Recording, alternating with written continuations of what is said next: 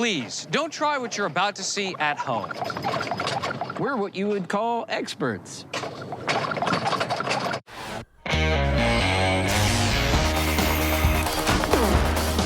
Well, there's your problem. In this special series of MythBusters, Almost too exciting. the Dream Team tackles their dream themes. It's scientific. Testing myths about everything from electricity to pressure and gravity. This one hurt a bit. Shaking down the science of shockwaves, velocity, and impact. With crazy chemistry, Oh my goodness. far-out physics, Fun for the whole family. and insane explosions. Everybody okay? Life's burning questions answered.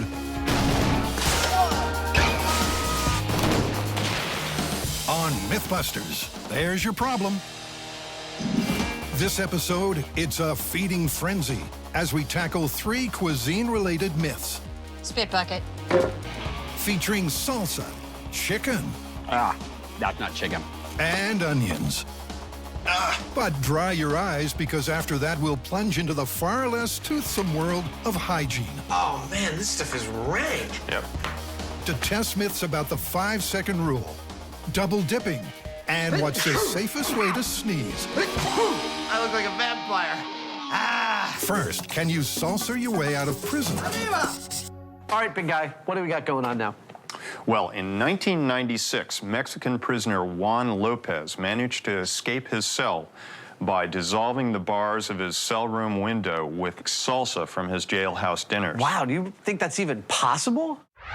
It sounds like a tall tale, but according to the myth, Juan Lopez took just 6 years to corrode his way through metal bars using salsa, and he's never been seen since.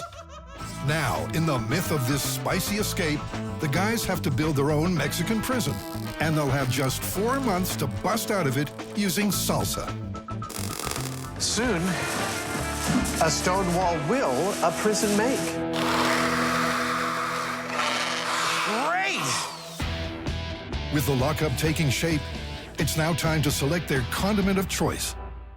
Well, Warden Savage, we have 6 different types of salsa here ready to go, and we need to identify what in the ingredients of the salsa would possibly have an effect on corroding these bars. The salsas are tested with a pH meter, with some interesting results. And there's certainly something in the canned variety. It showed the highest levels of acidity and salinity, which means it's canned goods for the great salsa escape. What's next?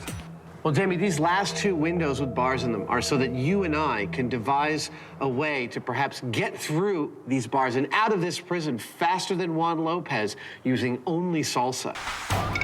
Adam leaps into action with a bright idea. Perhaps Juan Lopez used electricity from his cell light to power up his salsa escape. Given the qualities of salsa, acidity, salinity, spiciness, I think that the salinity is going to be the most corrosive, and I will facilitate the salinity by adding electrolysis to the process, which is quite easy with this light. It seems a cunning plan. Any saline solution, like salsa, can be used as an electrolyte. Pass an electric current through it, and it should increase the rate of oxidation of the iron bar. Or in other words, cause it to rust. And finally, the secret ingredient. We'll let this rag stand in for my underpants. Adam thinks that adding his underpants into the mix will increase the rate of corrosion. Weirdest jailbreak in history just got weirder. Let's see if this is hot. That's hot. Hot and deadly. I actually have a lot of experience with electricity, and I know how to do this to keep myself safe. This is plenty of power to kill me very quickly. You should never do this at home, ever. I'm roasting salsa. I don't think this would draw anyone's attention at all. But, you know, if Juan Lopez had done this every day for a few minutes a day so as not to let too much smoke build up, this might just have been how he broke out of prison. To Adam, burning salsa smells like victory. Oh, I'm so gonna kick Jamie's butt at this. Though he's still on the starting blocks, Jamie has one big advantage over his rival. I've been granted the privilege of having a radio in my cell, and this is going to form the basis of my escape attempt. The theory is that if I take this radio apart and I find a DC transformer in here, it's going to allow me to accelerate the corrosive process. Jamie knows that only DC current will work in electrolysis. Adam doesn't, which is why he's using AC current and simply cooking salsa. Adam is using AC current, which has it going both ways, and it's going to maybe take some metal off, but then it's going to put it back, it'll take it off, it'll put it back. This approach, I believe, is going to be a lot more direct current, and we're going to accelerate the process a lot more. Armed with his unshared knowledge, Jamie extracts the DC transformer and creates an electrical circuit on his steel bar. There we go. That looks pretty darn perfect to me. Now for the salsa. In electrolysis, electrons flow from the negatively charged steel rod through the saline salsa solution and into the positively charged copper wire, causing corrosion. So we are getting voltage, so I haven't blown the radio yet. You know, it's working. And I can see slow little bubbles forming in the middle of the salsa. It's exactly what I want, a slow flow of electrons away from the steel and into the copper wire. We'll see what happens when we come in tomorrow.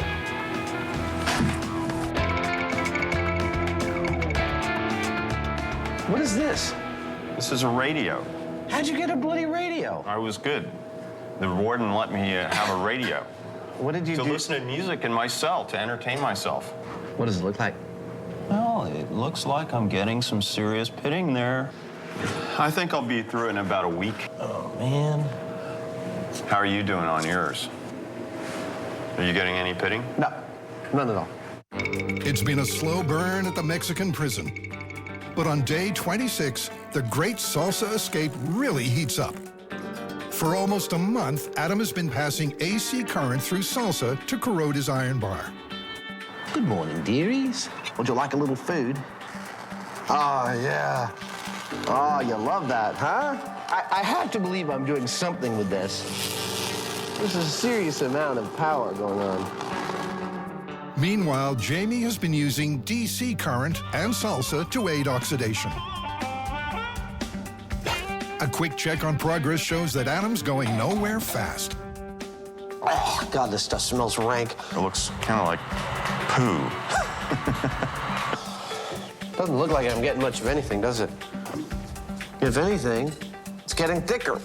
I'm increasing the mass of the bar. But Jamie's coming in red hot. Whoa! No way! It's a staggering result. It's just amazing. Wow. We made it through like 2/10 of an inch in a month. Salsa is definitely getting outlawed in prisons after this. Well, it seems like we're about halfway through it at present. It's doing really well. Just goes to show there's a significant difference between AC and DC electricity in this application. Jamie's winning and grinning, while Adam's still a long way from freedom. Well, I produced a hell of a lot of fireworks, but no actual results, and I think I have to call it quits and admit defeat. DC is obviously much better than AC.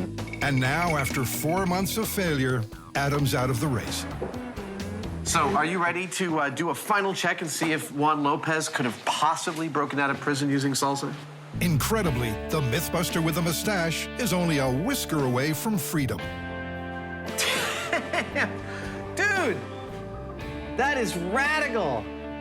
Jamie, you are such a stud. That is so radical. I am really impressed. You know, I think it worked pretty well. If Juan had done that to all the bars, he'd be up by now. I'm just totally blown away by how effective that is. I think it's going to initiate a new spate of lockdown rules in prisons across the United States. So what is it about the salsa that made for this spicy escape? It would seem that there's something about the salsa, the combination of acid and salt and water, And that's picante. greater than the sum of its parts. It's the picante part of it that does. And against all expectations, Jamie actually did it. And 6 years, you know, actually it's surprisingly really plausible. We're totally blown away, I think. Both of us thought this myth was completely ridiculous. When I pulled it off the web last year, I was like, yeah, whatever. To find out that it's actually plausible is pretty amazing. Next, foul play or fair game in this tasty myth. Okay, so the next one up for us is, does any unusual meat taste like chicken? Oh, that is a classic, and I've always wanted to test it. It's when somebody tries to convince you to eat some weird meat like turtle or crocodile, and they tell you it tastes like chicken. But is that because the meat actually tastes like chicken, or it's just a nice, easy, familiar way to describe it? The white meat in chicken is mostly a fast twitch muscle fiber. And one theory holds that animals with similar muscles might well have a similar taste. So to test this myth, Carrie is frying up 9 different kinds of exotic white meats and 11 servings of chicken, all in the exact same marinade and crumbing, for our 2 taste testers who aren't the least bit chicken. All right, nice place. This is what I'm talking about. I hear the squirrel is awesome here. Okay, so here's the experiment. We have 20 different meats. You will be blindfolded. I'm going to cut a bite and feed it to you, and you just have to say chicken or not chicken. But so that you don't influence each other, they will not be from the same plate. Wait, you're gonna feed us? Yep. Surely this is one of the strangest meals ever served. Let's do it. A blindfold banquet of peacock and ostrich, plus diamondback rattler with a chicken chaser. Open, Grant. That's not chicken. Not chicken. Although delicious. Definitely chicken. Oh, that's delicious. Moist, flavorful. That was chicken. I'm pretty sure that was not chicken. Tori. Oh, that ain't chicken. That's definitely not chicken. I don't know what that is, but it's not chicken. At the end of the meal, there's no coffee and pie, just a scorecard. Tori, you got 17 out of 20 correct. And Grant, you did a little better than guessing. You got 11 out of 20. I can't believe you got 17 out of 20. Wow. Results this varied are serving up some chicken confusion. And Tori's also hit on a point that might have skewed the taste test. But he's found a solution. Now, we tried 20 different samples, and I was able to pick 17 out of the 20. That ain't chicken. But I'll tell you what, the texture was a dead giveaway. I mean, as soon as I felt some kind of different texture, I knew it wasn't chicken, and then the taste was a little off from the chicken. What was that? That was definitely not chicken. So I think what we need to do is get rid of texture altogether. We need to, like, grind this meat up and just focus on the taste.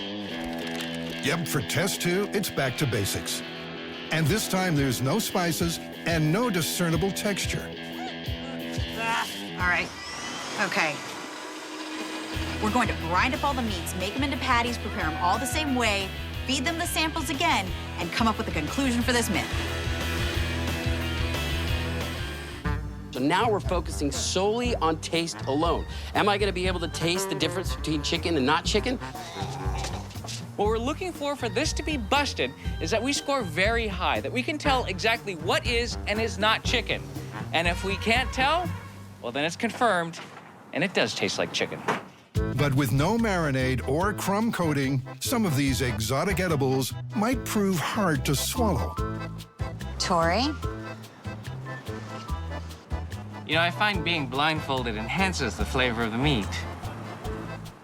Is it better when it's all breaded and fried? Yeah, totally. The way he prepared it, you can really taste the difference of the meat. It masks the flavor. Right now, we're tasting just the meat, and it's pretty easy to distinguish between chicken and what's not.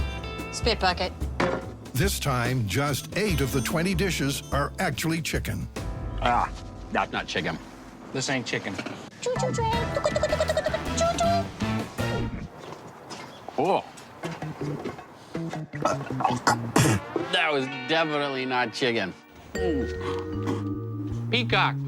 I think that was peacock. Well, might want to cook that one a little longer. So let's see how they've done and see if this very subjective myth is one we can bust or confirm. I don't ever want to eat chicken again. Okay, blindfolds off.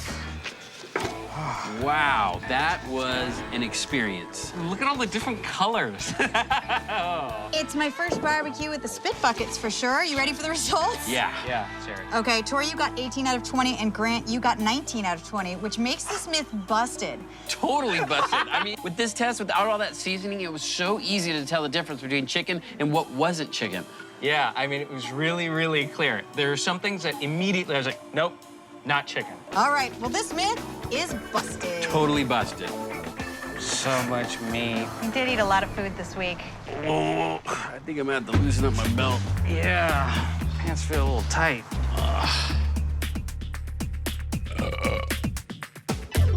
Look out, coming through. Next, it's a kitchen sink sob story in dire need of a happy ending. To test the myth that it's impossible to cut an onion without weeping, we'll put 3 of the most common so-called cures on trial. First, cutting an onion while chewing gum. Second, cutting the onion after you freeze it. And third, cutting an onion and then spraying lemon juice on it. But first, why exactly do onions make you cry? When onions are cut, damaged onion cells release molecules containing sulfur compounds. These compounds create a volatile gas that's a strong irritant to the eye. Tears are then produced in an attempt to dilute the irritant. To maintain consistency throughout the upcoming trial by onion, Brian and John are constructing a one-off contraption to funnel the fumes. Essentially, what we're building is a couple boxes linked together with a piece of ducting and an extractor fan. Stay. Now, while Brian builds the box which you stick your head into, I'll be putting the finishing touches on the onion chopping box, which, for the most part, is airtight. So why do we need an onion mulching machine to do this test? Well, we need to control a couple of variables. We need to make sure that our volunteers are given the same amount of onion and the same amount of cure each time. Onion! It'll hold up, I think. I like it, man. The apparatus is duly christened. All right. And now let's establish the ground rules. How long do our volunteers have to suffer their torture? Well, 3 minutes, because that's about how long a reasonable person would be cutting up onions in their kitchen. Please take a seat right on this stool, and I'm gonna gently lower this box over your head. After each test, we're gonna ask our volunteers to score their experience. They're gonna rank it between 0 and 5, with 0 being, I didn't even know there was onions around, and 5 being, why? First up is a control test with no relief remedy whatsoever. Oh, you're getting it? Oh, there he goes. Look, he's turning a little red. This gives each contestant a baseline pain score. The pattern of laughter and tears persists. Are there tears yet? Oh, I think there They're might be some getting there. tears. It's okay, don't be sad. Science is fun. Remember the feeling. You'll need to write it down. Onion mulching machine. They all hang on for the full 3 minutes. 5, 4, 3, 2, 1. Fresh air. Wow. All right, John, scores from the baseline test are in. Perfect. I mean, I saw a lot of pink eyes and a lot of tears, so I'm expecting some pretty high numbers. 5, Okay. 3, Surprising one. Tough cookie, 5, right? 4, 5, 4. That's not bad. That's about what you expect. All right, let's see if the numbers get any lower on the remedy test. And the first relief remedy they're testing?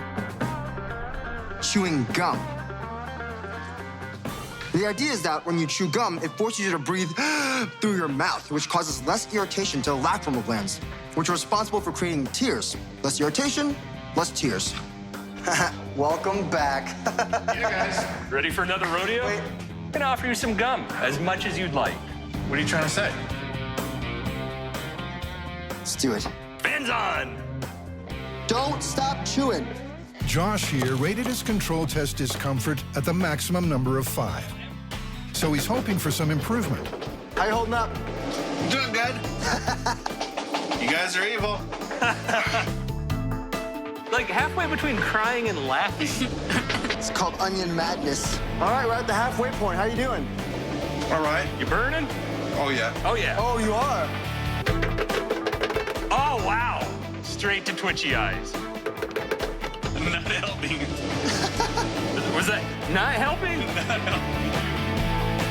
And with that, it's time to check the scores. All right, we have a 3, a 4, a 5, a 2, a 3, and a 4. That's all over the board, but they're still high numbers. In fact, the chewing gum average score isn't a whole lot better than the control test. So they're ready for treatment number 2. These next onions, fresh out of the freezer. Now, how can freezing an onion prevent tears? Well, when you cut an onion, enzymes release propanethyl S oxide. If you don't release that gas because it's frozen and there's no enzyme activity, no tears. Well, that's the theory. There's plenty of people who swear this works wonders. You ready? Let's do it. The onion feels cold, but it's not cutting any differently. It's starting to hit me a little bit. I think last time around this point, you already had some tears going. It's a slow burn. It's a slow burn. Hey, John. Yeah? She looks like she's holding out a little better. They're watery, but no tears. Ultimate chopping championships. Are you ready? Smell it! Oh, no! Ugh. Oh, she's already down to one eye. That is a lot of blinking. You guys are jerks. 5, 4, 3, 2, 1. Fresh air. How was that? That was actually a little better. It didn't get worse and worse as the time went by. The results? They're slightly better than chewing gum. 3, 2.5, 3, 4, 3, and 2.5. Still, the frozen onion remedy falls a long way short of the total relief they're looking for. Time for the third and final remedy. This test is spritzing the onions with lemon juice to see if it stops you from getting tears. Okay. Now, how is that meant to prevent the burning and the red eyes? Well, lemon juice contains acid in the form of citric acid. That's going to neutralize the enzyme that makes the gas that makes the tears. No enzyme, no tears. Lemon juice! All right, clock's on. Here we go. They're pumping lemon juice through a sprinkler hose and spritzing as they go. You getting that lemon juice on there, B.Y.? Oh, I'm staying right under the lemon juice. Spritzing a little lemon juice. Full chop. He looks pretty happy. Want to see tears? I like lemon. She loves lemon. All right. Yeah, I don't see any tears or any real pink happening in the eyes. Look at that. He's opening his eyes wide. She's going like this. She's challenging us. Hey, you look like you're doing all right. How's it going in there? I'm fine. That's impressive. And that is all, folks. There's a incredible noticeable difference. There's like no pink in your eyes at all. I know. I didn't even smell onions. Really? Wow. Word of mouth is good, but how did they rate the lemon juice cure from 0 to 5? 1, 1, 1, 1, 1, 0. Well, that's our first 0 of the day, and plus all those other ones, I'd call this a real result.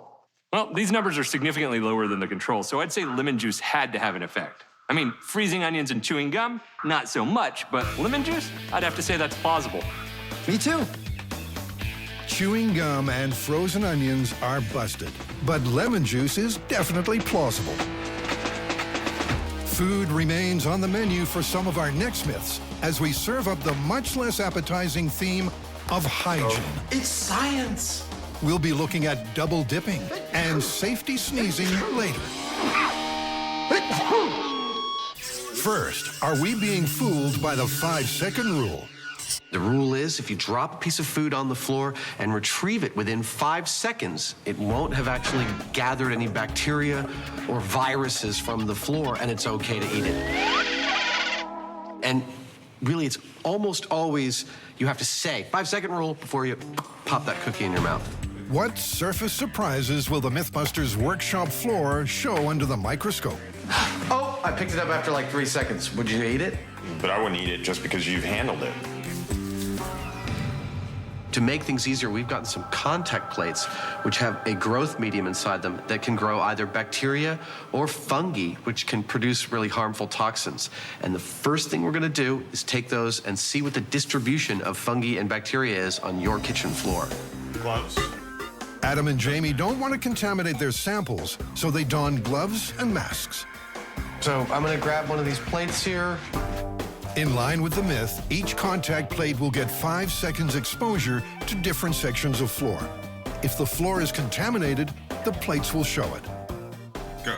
With Jamie on the watch, Adam places a contact plate on the kitchen floor. The dining floor.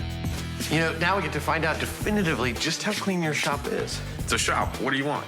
I want to be able to eat off the damn floor. What's my immune system for anyway? 4, 5, And with the shop floor sampled, next, it's the bathroom floor. 5. That's why I love this job. All right, you ready to incubate these guys? All right. They'll incubate the plates for 24 hours at 98.6 degrees Fahrenheit, otherwise known as body temperature. Shop floor. 24 hours later, early indications suggest that this workshop may be a little workshop of horrors. Let's scoop them up. Ooh, they're all kind of yummy, aren't they? Oh man, this stuff is rank. Yep. The guys count the number of bacteria colonies on each sample. Shop floor number 2, 132. Lunch table number 2, Yeah.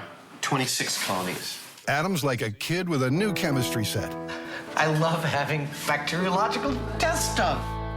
The bacteria count on the control floor test is serving up a large variation in colony numbers. So what do these results mean for the myth?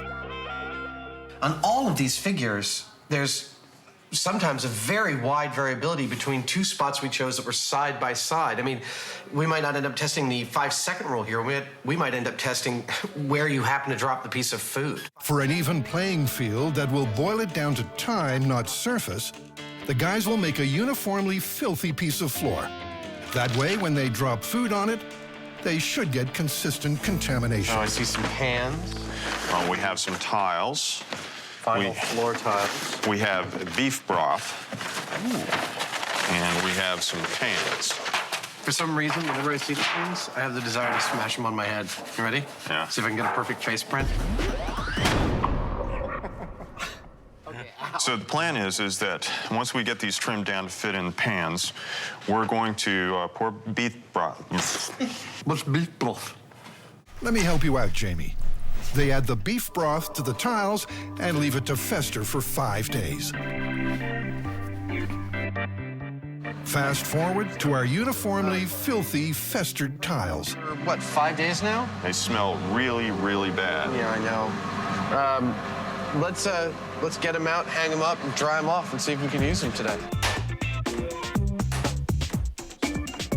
Jamie now punches out plastic templates which will ensure sample sizes are consistent. While they're sterilized in the microwave, Jamie plates up. They'll test both a wet food and a dry food on an evenly contaminated floor tile. So? It's science! Samples of wet pastrami and dry crackers are exposed for 2 seconds and 6 seconds. In other words, for less than and more than 5 seconds. They also do a control on samples that don't touch the floor at all, in case they are already coated with bacteria. Control number 2.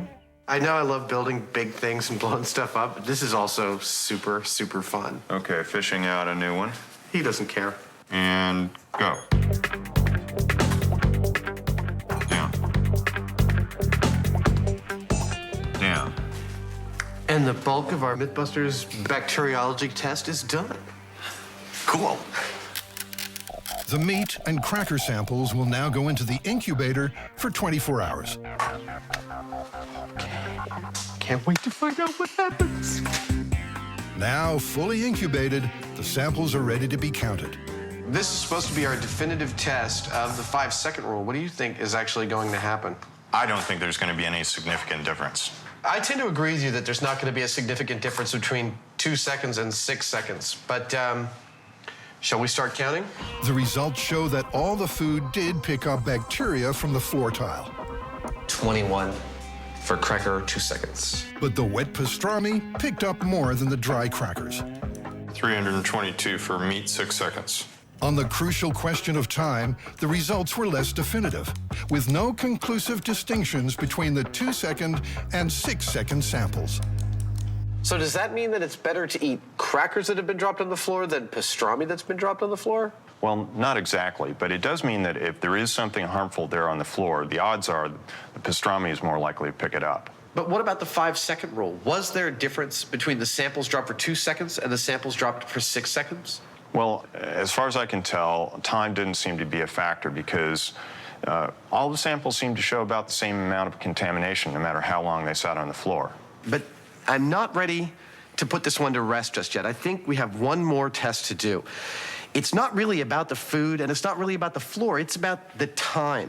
And I'd like to eliminate the food and try applying our contact plates directly to our inoculated floor surface for the correct periods of time, 2 seconds, 6 seconds, and see if there's any difference in how much bacteria they pick up.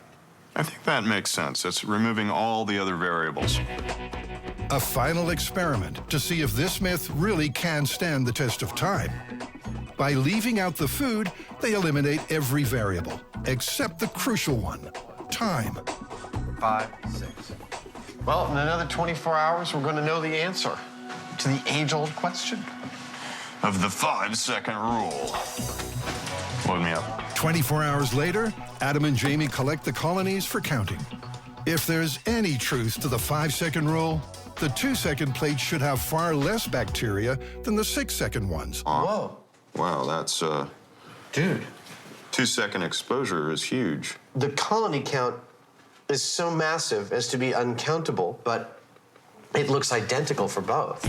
There's no discernible difference between the samples, regardless of how long they spent on the floor. This is really the definitive test for this myth. We could test a million different foods and get a million different results. But right here, eliminating all other factors purely on time, a 2-second exposure as opposed to a 6-second exposure, there's no difference. They're almost identical, or they are identical. Yeah, so that's an excellent result. Yep, the exposure time has exposed the 5-second rule. What's the verdict? Well, I think we were both pretty clear on what the results would be, and it took a little while, but we got it. There's absolutely no correlation between how much bacteria food picks up and how much time it has spent on the floor. In fact, it seemed like it was all about everything else but the time. It was how moist the food was, the surface geometry of the food, what was on the floor and how contaminated it was, and all those kinds of things. Yeah. But it wasn't about the time. Well, the myth is busted one way or another. It's totally busted. Bada bing, bada boom. The 5-second rule may be busted, but the guys are taking a bite out of something else. What are you doing? Got a good one. Yeah? What's that? Double dipping. Oh, that you can't dip, bite, and dipping a second time like in Seinfeld. Exactly. If I remember correctly, when George is accused of double dipping, the guy tells him that dipping, biting, and dipping again is akin to putting his whole mouth in the bowl of dip.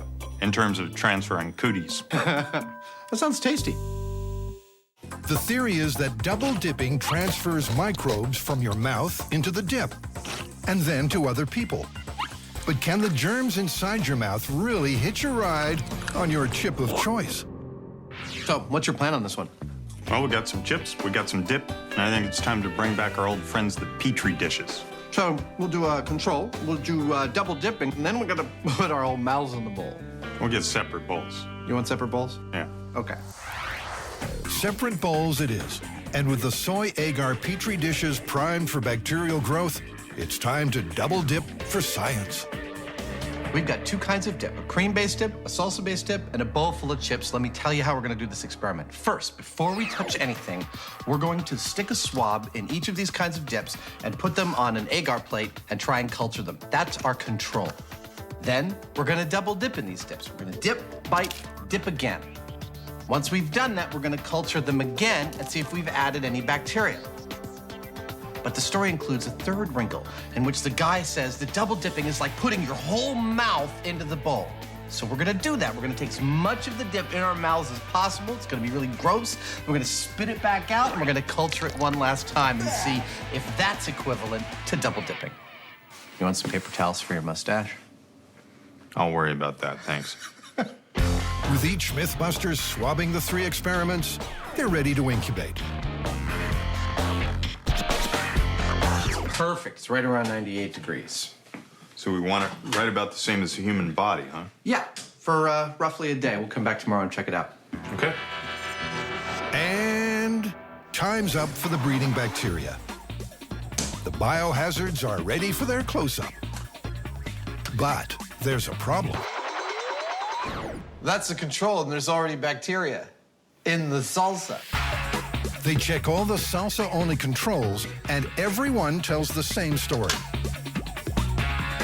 Even with no human saliva, the dips are already brimming with bugs. I don't know, man. What do you think?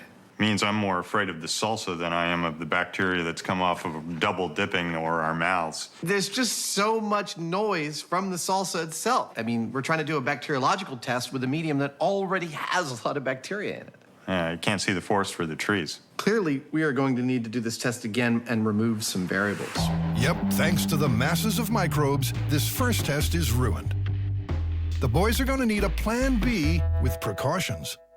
We need to do what we normally do, which is start eliminating variables, and then get back in there and do the testing. So, sterile salsa, sterile chips, clean space, rubber gloves, surgical masks, the only variable being our saliva. Exactly. Perfect. Let's do it. So Adam starts with the chip sterilization. But before the chips are irradiated, Adam asks the question on everybody's lips. Will these be safe to eat after that? Oh, sure. They might taste a little funny, but they'll be totally safe to eat. Okay, great. Mmm, tasty. And sterile, too. Oh, there they go. This is definitely the point of no return. If the bacteria had a hand, they'd probably hit that button, but they can't. Bye, bacteria. Adam awaits his corn chips with a side of 2.5 million rads of radiation. That is so much cooler than I thought it would be. I mean, it's like, see this beam coming down like an anvil, crushing bacteria in its wake, electrons scattering little bacteriological lives to the winds. Adam is enjoying this far too much. And soon enough... There you have it, one set of totally sterile chips. Meanwhile, Jamie's getting the shop sterile for science. He first builds a clean room for the test, and then conjures up some decontaminated dip. I'm sure it won't taste very good, but it should tell us a thing or two about double dipping. 2 parts agar, 1 part sterilized water. And who wouldn't want to double dip that? I think that kind of looks like as close to salsa as we're going to get. The germ-free salsa is ready to go, and Adam's also dressed for success. I feel like one of them television doctors. I am one of those television doctors. I've got just as much experience. Actually, someone with a lot more experience in pathogenesis is Dr. Russell Vance, and his expertise will ensure this test runs smoothly. What's first? That'd be the salsa-only control. Using much more sophisticated equipment than those earlier swabs, Dr. Vance prepares the Petri dishes. What now? Now is double dipping, except this time with the fully irradiated chips. Okay, here we go. Once the infamous double dip has been double dipped, the salsa is sampled and plated up, leaving just the full mouth test. All right, now for the really gross one. Viewer discretion is advised. Perhaps look away now.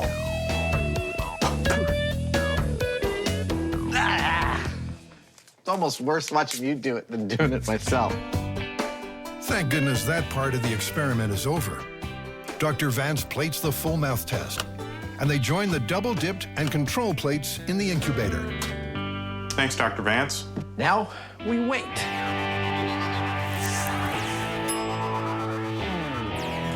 The stated myth is that double dipping is just as bad as putting your whole mouth in the bowl of dip in terms of transmitting bacteria to it. So if this is true, we would expect to see the same amount of bacteria on the double dipping Petri dish as we would on the whole mouth in the bowl Petri dish.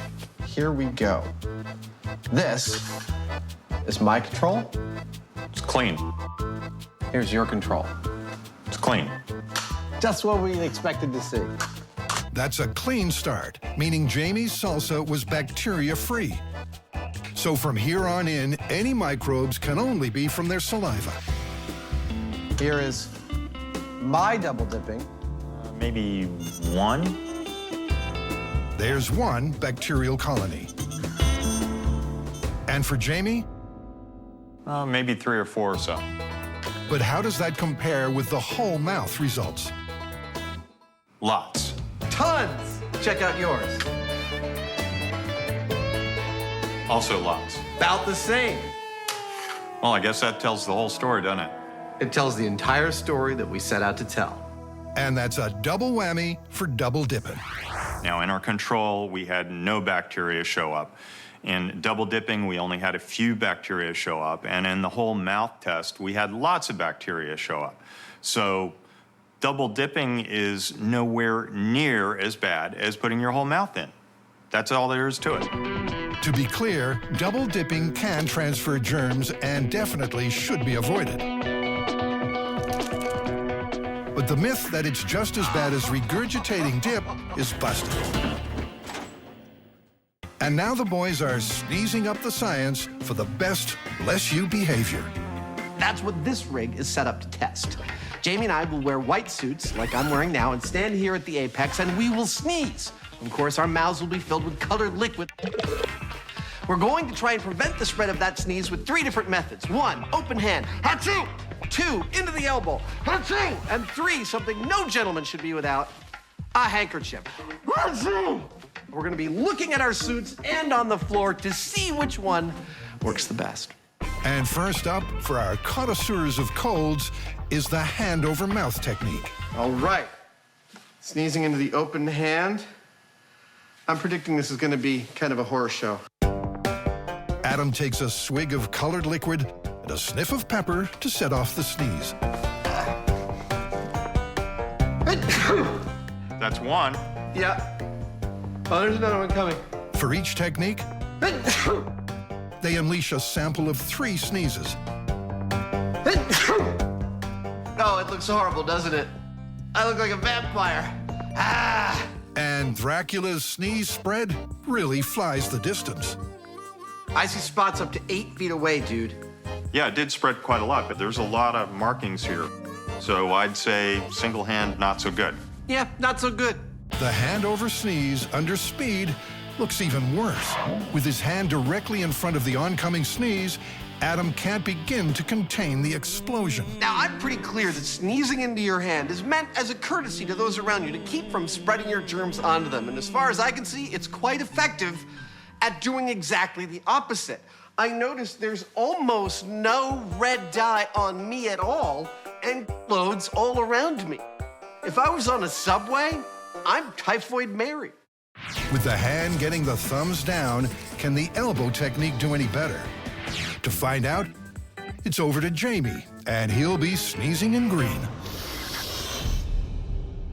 Now, we wait for the sneeze to take effect on Jamie's Hoosier nose. Slowly, it irritates the cilia inside. And with the cilia squirming, it's 1 down, 2 to go.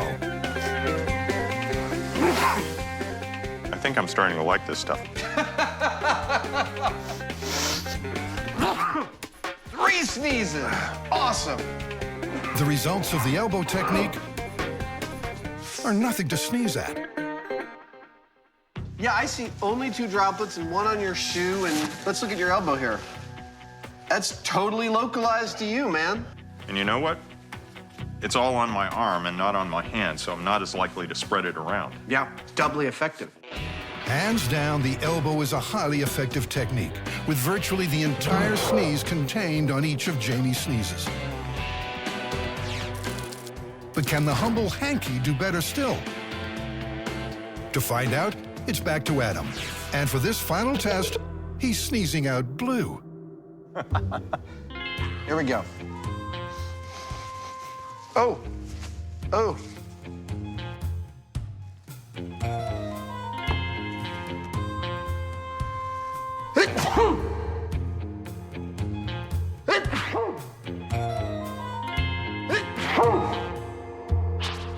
How did we do? I see a tiny, tiny, tiny, tiny, tiny dot of blue there. At first, it seems like the Hanky may be victorious. Until... I see some on the Hanky. And look, it's penetrated all the way to both sides. It's penetrated both sides, and perhaps most damningly, it's on my hands, ready to spread to the next person whose hand I shake. The sneeze seeped through the Hanky, contaminating Adam's hand, making it a pretty poor technique. And it gets worse. Let me make one more thing clear about this Hanky I'm holding here. Imagine, achoo, you sneeze in it all day long. You keep on putting it in your pocket, pulling it back out, giving people change from your pocket, handing them your pen, handing them your phone, talking on your phone, spreading germs. Yeah, it's not just a Rorschach test, it's a Petri dish. Although the droplets were contained, the hand exposure means the Hanky should hang out to dry. So, this flu season, which method are you gonna use? The hand, the elbow, or the handkerchief? It's got to be the elbow. I totally agree. It's the elbow. So now you know.